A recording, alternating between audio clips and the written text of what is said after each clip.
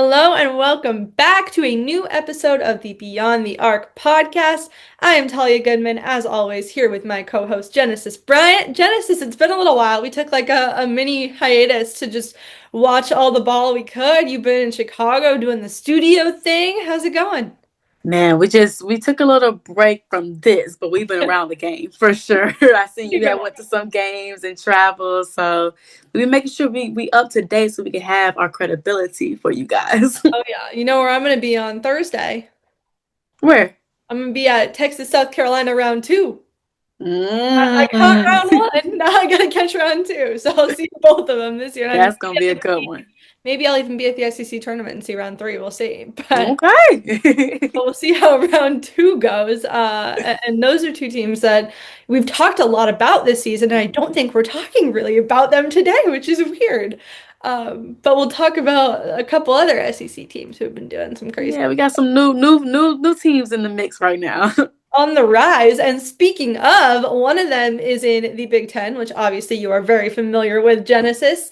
Ohio State, I feel like, and we're going to have Jaloni Cambridge come join us in a minute here to talk about the team. But before we have her join us, I want to talk about Ohio State because I feel like they went into this season underrated, which is kind of a change for them, right? Like no one usually overlooks Ohio State, and I feel like this was a year that maybe they were overlooked. Do you agree with that? I agree. I mean, whenever you lose three starters, it's hard. People never know how you're going to turn it around. I mean, they lost key starters. I mean, I go down a list with the three big ones, but it's just like what Jaloni Cambridge is doing in her sophomore year. God. I don't think anyone expects her to have a jump that she's having right now. Last year, she had a lot of seniors, a lot of leadership that kind of take some of that load. She wasn't asked to do as much she is doing right now. But right now, she has been the leading scorer in all their Power Four games they played thus far. Yeah. It's been unbelievable, honestly, watch her lead this pack like she is. It's been really fun. And honestly, like her sister's been a lot of fun to watch too. It's been fun to see them on the court together doing their thing. This is certainly not the deepest team we've ever seen, and not the deepest team in the Big Ten. But Yeah. Jelani Cambridge is like the heart and soul of this team, Mhm. and her usage rate too is insane, which just kind of goes to how much they need her right now. Like it's kind of similar to another team we'll talk about later, where if they were without her, like I don't know what they'd be, but as long as they have her, their ceiling is incredibly high because she can just take over games, as we've seen. Mhm. Uh, Yeah. I don't know if I want to call them upsets necessarily, but they beat a couple of really good teams this past week, which got them more on the national radar. I think I have them in my top 10 now, which is nuts. Because heading into the season, they were somewhere in the 20s, I think, for me. Mhm. But they've been really good and impressive wins, like stacking impressive wins. Their only Yeah. two losses are to top three teams in the country, UConn, who hasn't lost to anyone, and Mhm. UCLA, who's a top three team, I think, to everyone now. I think they're number three Mhm. people as well. So those two losses are like, who cares? And then you got some good wins under your belt, and I think they can really compete in this really, really deep Big Ten. And I think we talk so much about Jelani, but I do want to highlight Chance Gray. Yes. Chance Gray is like that number two option. She's such a skilled guard, three-level scorer. I Yes. mean, she hit some tough shots too down the stretch, some tough defensive stops that she's gotten as well. So I think they're a really good 1-2 punch in the backcourt. You know who I've liked watching too is Kylie Kitts, who redshirted last year, transferred Mhm. over, and she's had a couple big performances as of late, and I Yeah. think, her development will be really big. So it's a fun team. It's more fun than I think a lot of people anticipated. Obviously, Jelani is the star of the show, and we will talk about Right. the second, but I think in the grand scheme of the Big Ten, and I've tweeted this, we've talked about this, so incredibly deep. And I Mhm. think both of our opinions, the deepest conference in the country. Yes. To be able to do what they've been able to do so far with, not an easy start to the conference schedule has impressed Mhm. me. But we'll bring in Jelani to talk about it now and see her thoughts in the beginning of the year for them and kind of what the outlook is for the rest of the year. All right, and now we will welcome in Ohio State's Jaloni Cambridge. Jaloni, National Player of the Week this week. I know the wins probably matter a whole lot more than that, but like it's a cool honor to get, right? Especially, I feel like you guys have not gotten your flowers enough this year. So happy for you. You totally deserve it. What was that like hearing you got it this week? It's crazy because it's the first time for me, so just being able to show out there and prove what I've been able to do, means everything to me. But I wouldn't have been able to do it without my team. I'm just glad we got the wins, or two good wins, against two great teams this week. So couldn't be more proud of myself and my team. Speaking of those two wins, you scored 41 on my alma mater to say that, and then you scored a 28 near triple double. What has been a recipe for your success so far? Just giving what the other team gives me. Honestly, I'm just playing my game, going out there and showing what I can do, what I've been able to do all my life. Just glad that it's coming out to light at the right time. It feels like you guys have been, not only like consistent, but really on fire since that UConn game. It feels like it kind of lit a fire in you guys, even in that UCLA game. Like it was the closest anyone's really been against UCLA this year. What did that UConn game teach you about yourselves and help you with going forward? Yeah, with that being our third game, it was just really just us trying to figure out what this team is going to be. How successful can we be? And that definitely didn't prove, that didn't show anything that we are doing right now. But the first couple games, no one's really at their best. But honestly, with us, we're in Big Ten right now. That's really what matters, because that's how we're gonna see ourselves in the tournament. So being able to stick with UCLA was great for us, especially coming off of Christmas break. That's hard to do Exactly. top five team. Like that's hard. It's UCLA. So I was just honestly proud of us, because it could have gone a lot worse. And I'm glad that we kept our head down. I kept repeating to my teammates, like, no matter what the score is, like, keep fighting. And I think we honestly showed that during the UConn game. We kept trying, even though the score didn't show that, but we never gave up, because at any point we could have given up on both of those teams. Jaloni, I love how much you talk about your team and how much your team helps you grow. And also, you're third in the Big Ten in scoring right now. What was your off-season and preseason preparation look like? Slowing down, honestly. Just I play at such a fast pace, so knowing when to go and knowing when to slow down. Trust me, I won't stop. If no one's gonna stop me, I'm gonna keep going fast. But when to slow down, because at the end of the day, the game slows down so much for you, and when it slows down, you see so much more. I think that's why I'm able to get so many assists, and so many good shots, because I'm slowing down and being able to see everything on the court. Your team is really good and overlooked as a whole, but watching you guys and watch you guys the last couple of years, it's like you're the heart and soul of this team, and we can tell watching. Like you shoulder a lot of it, right? And you come through every time. Is it more? Do you feel pressure with that, or more kind of confidence instilled in you from your teammates that they trust you that much with the ball? Like what's your kind of mindset like having a role like that? Um, I just feel like I step up when I need to. I don't go out there every day and think I'm the star of the show. That's not who I am. That's not who I'm trying to be. Because at the end of the day, I just want to win. So if I have to score 0 points and we still get a win, that's all that matters to me. Because at the end of the day, it's about our team. I play a team sport. Yep. But I don't know. I just feel like they have a lot of confidence in me, as I have in them, even from a coach's standpoint. A lot of confidence in me. I'm just going out there and playing my game the best way I know how to. I'm not doing anything outside of my comfort zone. Speaking to the coaching standpoint, outside looking in, Coach McGuff seems like a cool guy. So what is it like playing for him? And what's maybe something that the outside world wouldn't know about him? I mean, you wouldn't really like, you can tell, but he's a chill guy. Like, yes, he be screaming on the sideline, but he's not really like that. He's just such a down to earth person. You can go talk to him about anything, and he's always going to be there for him. That's why I chose Ohio State, just because it starts with him. It starts with him in everything. Like, if you can't go have a conversation with your head coach, who are you going to talk to? Because he makes all the decisions. Give me your favorite Coach McGuff story, whether it's something funny, something more serious, something during your recruitment or now. Like what comes to mind for good Coach McGuff story? So we have this thing, like, if we miss wide open layups, we have to do push-ups at practice, because like you shouldn't be missing wide open layups. And we do this like 5-on-0 transition drill, and he was like, talking and goofing around, so he starts shooting the layups, and I'm like, McGuff, you missed two. Get down, do some push-ups, and he did do them. He did them. He did them in practice for everybody. It was funny, but he's such a cool guy. I mean, you can just laugh about him with anything, and he is so sarcastic. Yeah. He will clock your teeth so fast. I'm so serious. I'm so serious. Like, this is crazy. It happened like last week. I was shooting and I hadn't shot a three like all day, and I missed. And I was like, my God, that was my first shot of the day. He said, so what? Like, he was like, what does that mean? I was like, okay, my bad. Like, my bad. That's funny. Definitely on you, but in such a like fun and personable way. So it's amazing to be able to play for him. That's dope. I love that. We talked about your team, talked about your coach. but you play with your blood sister. Yes. How is it like playing with your sister? And do y'all ever get into modes where you're like, okay, let me take the sister part off, or let me just put the teammate, or how does that work? It's amazing playing with my sister. I'm just blessed and honored to be able to do it again. Second year in a row for us, especially since we did it in high school. Yeah. It's nothing I wouldn't trade for the world. If I could play with her every day, I would do it every day. It's amazing because you already know what you're gonna get, and it's crazy because anytime one of us is like not being our best or not being ourselves, they'll go to one or the other and ask like, "What's wrong?" Like literally today.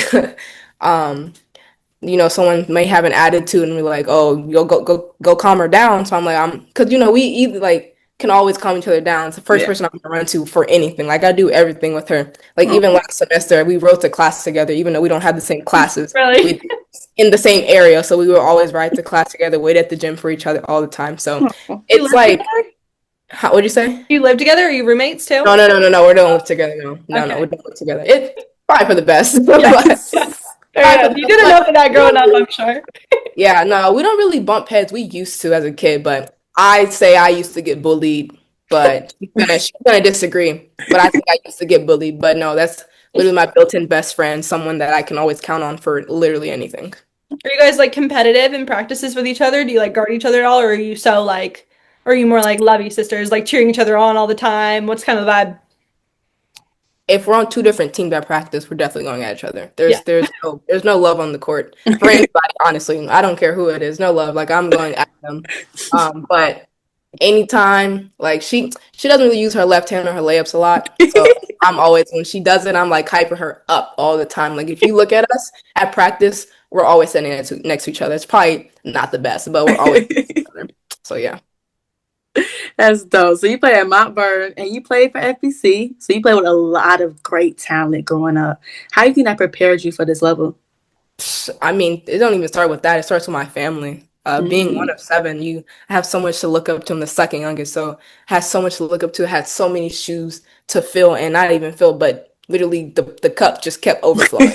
Like, just being able to be around so many great people, so many people that have been in my path, to just pave the way for me. Very blessed, very honored to be around those people because they ultimately helped me to be who I am today, and I wouldn't trade it for the world. You play in a very loaded Big Ten, and we, like me and Genesis, we talk about this all the time, that we think the Big Ten is, by far the deepest conference in the country. And it is, like, literally top to bottom. There's no days off with the Big Ten. What do you love so much about playing in this league, and what's it going to take to be competitive and make it far this year and reach your goals?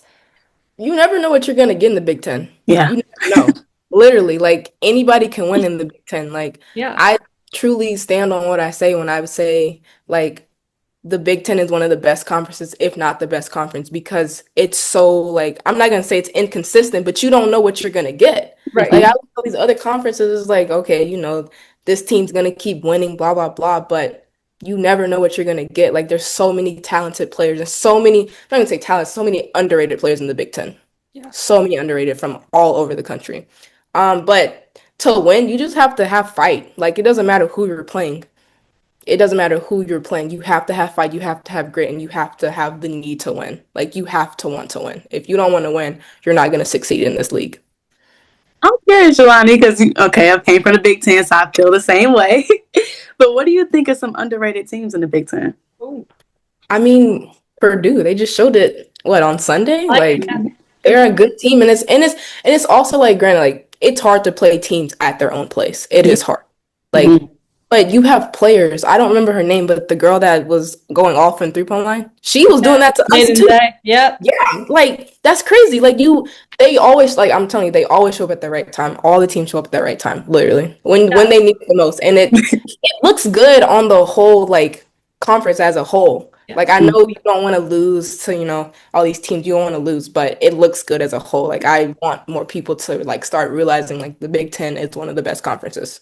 Yeah. 1,000%. It definitely is. We really appreciate you coming on to join us. Really excited to watch you throughout the rest of the year. I'm going to see you at your place in February, so looking forward to it. And thanks so much for coming on and joining us. Of course. Thank you. All right, we are back, and we're moving on from the Big Ten for just a moment. We're gonna transition to another league that we did a whole episode on earlier, but one of those teams we talked about looks a little bit different now, and that is Iowa State. They are coming off of a rough patch right now where they Hmm. lost 3 consecutive games, 2 of which they were without Addy Brown, who, everyone talks about Audie Crooks, like well deservedly. Like everyone talks Hmm. about Audie Crooks and what she can do in the post. But Addy Brown is so essential to everything they're trying to do. And now like people are starting to realize that when they're without her. And it's a shame they didn't realize it before that. But now that they don't have her, like it's pretty evident just how essential she is to the success of this team. One thing that I've learned just playing the sport and now watching it, a lot of people don't know you need the glue until the glue is not there. Addy Brown is the glue of this team, as people can see. I mean, losing 3 straight back-to-back games. She averages 9 rebounds, 6 assists, 13 points. Let's highlight that. But the 9 rebounds, 6 assists, she really helps this team go. And a big part of her is defensively, Yes, I was which gonna we know say. they have struggled defensively, especially with her not being on the court. They are picking on Audie Crooks in the ball screen coverage. They know she's going to sag low. They're killing the mid-range. They attack her in the post because they know she doesn't want to foul.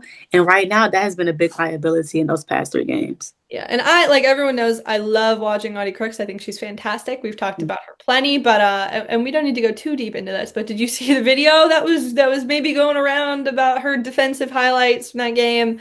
It was Mm-hmm. it was telling. It was telling Yeah. of what she needs to work on to get better. And Mm-hmm. she will. Like I'm sure she after seeing that Yeah. she will. And you could even tell in the next game like the effort was there more. I think she realizes like it needs to be a priority now where maybe it didn't because there were players who could take on more of that load and now they're gone. Like they're not, they got two injured players who play a pretty big role for this team. And to your point, if she wants to play at the next level, Yes. that game is so much faster. It's really not a really a post player game, honestly. So for her to be able to succeed at the next level, defense is going to have to be the thing she focuses on. 1,000%. Do you think so? I don't know the exact timetable of Addie Brown's injury, Mm-hmm. but I'm just gonna assume for assumption's sake that she's back for the tournament. Like, is this team still, do you have kind of the same outlook for them as you did before? Like after seeing these 3 games, like I don't know, like if you don't have the depth, and this is something we've talked about a lot, it's really tough. It's hard. I mean, now, do I think they are still in contention to win a Big 12 championship? I do. I do. But nationally, Yeah. Elite Eight, Final Four, Yeah. I don't know. I really don't know because you think when you get to the tournament, you've had all season of prep, like you've been able to see different ways that people have attacked you and your weaknesses.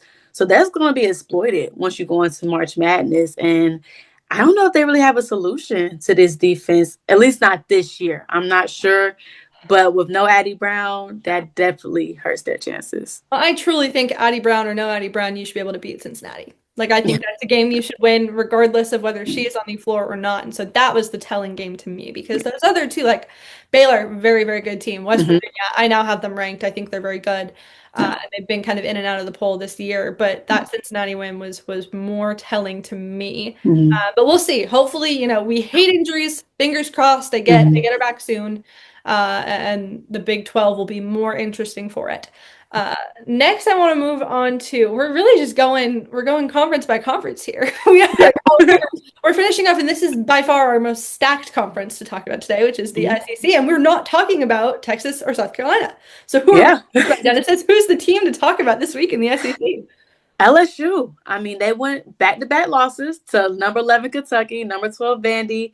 The whole world felt like was coming down on them. They even said something to coach and was like, do you think you should have played a rougher schedule and all these different things? And she even said, well, if we did, we probably would have got beat more. So she made light of it. What does that say, right? That was a weird one. She made light of it. But, man, to beat Texas, though, that was a great win. And I'll tell you something. I think Flau'jae gets a lot of attention. Malaysia gets a lot of attention. But Latayla Williams. Let's talk about her. Let's talk about her, please. Oh my God, that game. She really exploded and no one's gonna be quiet about her now, right? Yeah, she's the X factor to me. I think she is so much more skilled than people give her credit for. She has very big time shots and timely points. And she's also very defensive minded. She That's what guards. impressed me most, I think, Yeah. on the defensive side of the ball. Like honestly, she's that's where I feel like she thrived. And obviously she did. She had some big shots, some big moments. Mhm. But like we speak to kind of the glue, and she's a little bit more than that, but it feels like she's the glue guy on this team Mhm. that people just aren't giving enough attention to. Because maybe she's not usually the flashiest player, Yeah. right? But she certainly was against Texas, and now LSU has I think the best win of any team in the country. But obviously those two losses hurt him a little bit. But as Kim Mulkey said, I believe I heard she's gone 3 or 4 to start conference play before, and either won the title or made it to the Final Four. I can't remember what year that was, but Yeah. they can find success even with a slow start. And so I think a lot of people kind of knocked him out early. Mhm. I was not one of those people. I had a feeling they would get there. We talked about this. The schedule makes it really tough for the start. And so I had a Mhm. feeling they'd adjust and get there soon. And, the other part I want to talk about is their freshmen, because I think they go a little underlooked too. They don't play as large of a role as some of the other top freshmen in the country, but they've Mhm. been pretty vital to what they're trying to do. I tweeted about Grace Knox. She genuinely might be one of my favorite freshmen to watch. She was one of my favorite recruits to watch the last couple of years. Okay. And how hard she plays. Like, Yeah. I want to see more more kids playing like that. I love it. Yeah, and that's hard, especially as a freshman, to understand how hard it takes to succeed at this level. She's So to not come in, ball. Like, yeah, to come up with that tenacity as a freshman, oh, she's gonna have a great career. I love it. And I love all their freshmen are super fun to watch. They're a really fun team, but like the schedule does not get any easier from here. They have Oklahoma also this week, and like SEC play is just no joke. Like no matter Mhm. like you're playing a tough team almost every week in this league. So we'll see if they're able to keep it up.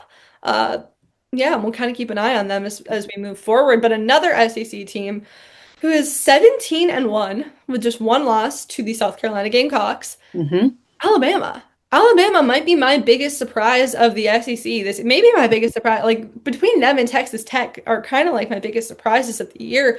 Um, no, their schedule wasn't like the toughest of all time, Mhm. but they got a really great win over Kentucky, even though they didn't have Tiani Key. Mhm. And that's a win like with or without Tiani Key, that's a great win for an Alabama team that was not expected to like compete in that game, really, right? Yeah, I agree. I think I just want to give a shout out to Jessica Timmons, Oh my JT, as we call her. We actually played together at NC State her first 2 years. Well, her first year before I transferred. And when she came to Alabama her first year, she was averaging 11 points. So she was kind of coming in, giving them quality minutes, quality buckets. But then she got injured and did not play this past year. And to see what she's doing this year, her senior year, I mean, 15 points, 4 rebounds, having clutch performances, especially in that Kentucky game. She really was the one that got them over that edge. And to see what she's doing, just the resilience, I mean, we love the comeback stories and things of that nature. So just definitely props to her for sure. Yeah, Carly Weathers went nuts last night against Missouri. Mm-hmm. A solid SEC win for them. Now, I don't know if this is like overly Mm-hmm. sustainable throughout the season in a really tough SEC. But it's certainly fun and it's certainly better than I thought they would be, which is Mm-hmm. what's impressed me most. Like I did not think they would be 17-1 to start the year, even with, the schedule that they had. So I definitely have been very, very impressed. They've been fun. Mm-hmm. It shows and I like have gotten into some discourse about this, about like the depth of the Big Ten versus the SEC, right? And Mm-hmm. I think the SEC is deep. I think it's really deep at the top. Like it's super top heavy deep, if that makes Mm-hmm. sense. Like those top 8 are like elite, and then I Yeah, think the Big Ten is deeper in the bottom half. But those I like agree. 8 or 9 teams, oh my goodness, like Yeah. that's a tough game no matter who you're playing. But to speak of another one, speak of the devil is Ole Miss. We got another team who's just causing some chaos all over the place now, and Mm-hmm. just maybe a little inconsistent to start the year, but it seems like they've really gotten it together. Cody McMahon transferred over from Ohio State, and who we talked about, and who's now at Ole Miss. And it seems like she's really thriving in kind of a different role. What have you thought of the Rebels so far? I think you're right. They had that loss of cashew. Everyone was like, nah, they're done. But you Yeah. can't judge things in November. So they had impressive wins over Notre Dame and Oklahoma.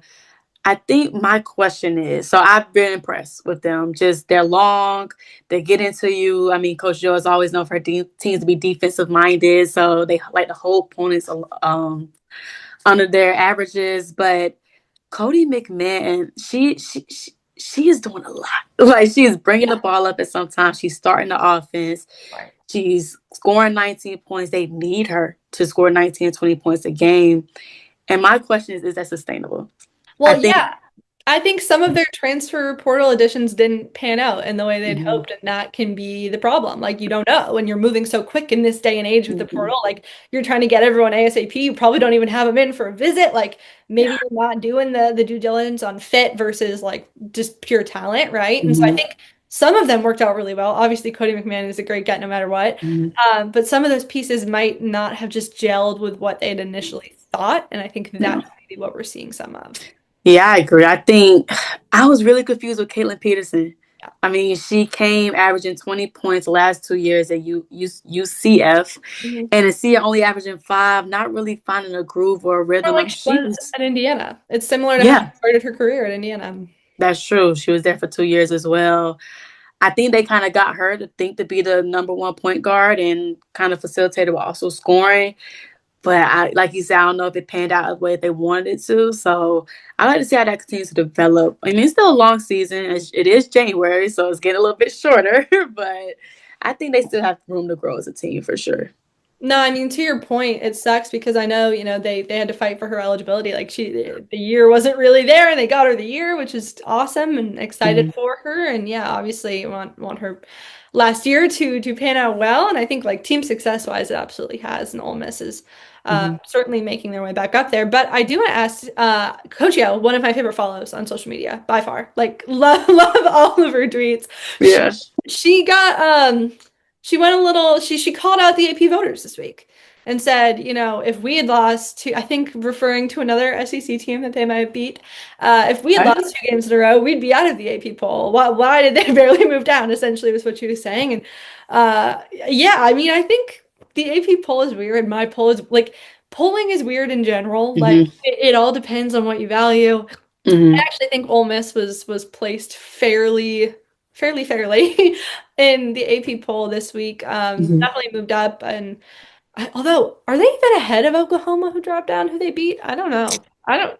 The I AP know poll, there's I try not 16. to mess with too hard, but I don't Yeah. know. Like I like how she sticks up for her players. Like I think it's cool. It's rare. Um, there aren't a lot of coaches that are like that active on social media, so I think Mm-hmm. she's one of mine and a lot of people's favorite Twitter follows. Oh, So I just wanted to bring that up quickly as a yeah. side note. Uh, Last but not least, I want to talk about like easily one of my top 5 players to watch, like on a nightly basis. I love her game. I think she's Mhm. incredibly underrated. I am pushing for a WNBA team to draft her like every day of my life, please. Mm-hmm. Yeah. If you're listening, please. And that is Richmond's Maggie Dugan. Oh my goodness, this player, like she's just so phenomenal. They played Davidson. I was literally like getting ready to go out to dinner. I had to game on. Mm-hmm. And my mom was like, we gotta go, we gotta go. I'm like, no, like I can't go. I can't. This game is going to double overtime as we speak. While I'm like getting ready, she's like, we gotta go. I'm like, she's like, we have a reservation. I'm like, okay. I get it on my like phone. I'm like watching. I'm like hitting trees as we're walking to the restaurant. We get to the restaurant. The game's still going on. We're in triple overtime now. I have like volume on and this like nice Mhm. restaurant. Out here, I'm like ordering my food, trying to watch. I'm like, oh my God, like yelling in this quiet restaurant Mhm. as Maggie Dugan is going absolutely Mhm. bananas. Yeah. 8 points, 13 rebounds versus Davidson in a win. And those are 2 teams. And I put this out on social media too. The A10 is phenomenal this year. Phenomenal. Mm. I think it has the potential to be a 3-bid league. That's a big ceiling. That's a very high ceiling for the 18, especially. I think what I've been impressed when I was just looking at her stats and her numbers is her efficiency. Yeah, yeah. Like she's averaging 24 points, 51% field goal, 43% 3-point, and 88% free throw. I think I think I saw this on social media. I don't want to misquote, but I think it's only maybe 3 or 4 players right now that's in that 50, 40, 90. Yeah, there's only a And few. that's a very hard thing to get, especially when you're the number one scorer and scoring over 20 points. I mean, every WNBA team should be wanting that. Like someone that can shoot quality and not quantity and be highly efficient while still doing her job at a high rate. I don't see why she doesn't get drafted, honestly. I mean, she leading her team in points, assists, rebounds, Yeah. blocks. I mean, This she's team is doing really everything. good. This Richmond team is really good too. They're a Hmm. really good team. I think if she can like hone in on her defense this year, I think she's got a really good shot at getting drafted. And I'd love to see what she can do there. And she's just so fun. And I think, we talked about this before we started the pod, but I think it's rare to see a player that talented who really doesn't get the attention she deserves stay out of school for her entire college career when she, very obviously could have transferred up to the Power Five. And she didn't. She stayed, and I, have heard her kind of talk about it before. And like she in her initial recruitment, like she just prioritized the right thing. She knew, this is where I want to stay. I'm not going to get sucked into the whole portal of it all. Yeah. I can make money later. Like that's okay. And I Hmm. think it's like rare in this day and age to see a player do that. And so I hope she gets all of the national attention that she deserves. I agree. And I think that should be the blueprint. Yeah. Like, don't chase the bag, chase the opportunity, chase the fit, chase the culture, the team. And then if you do well, the bag gonna come. So it's like, I Yeah. know that's hard when you're trying to recruit 17, 16-year-olds. They don't see that. They can't Yeah. comprehend that. But she's definitely a great picture of what it looks like to keep the main thing, and succeed at doing it. Yeah, and Richmond was like really good last year. Like they won the first round of the tournament. Like they kind of exceeded expectations in some regards. And I think by the end of the year they have the chance to potentially be even better. So I'm excited to see what they do and if they make the tournament, if they can make some noise in there.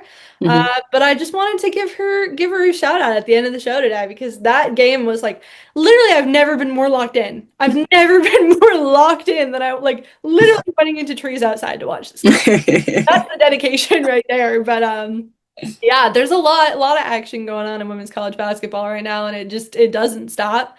It's daily. We got craziness happening this week as well, and we will surely be back next week to recap it all and go over it. So thanks for joining us, and we'll see you next week.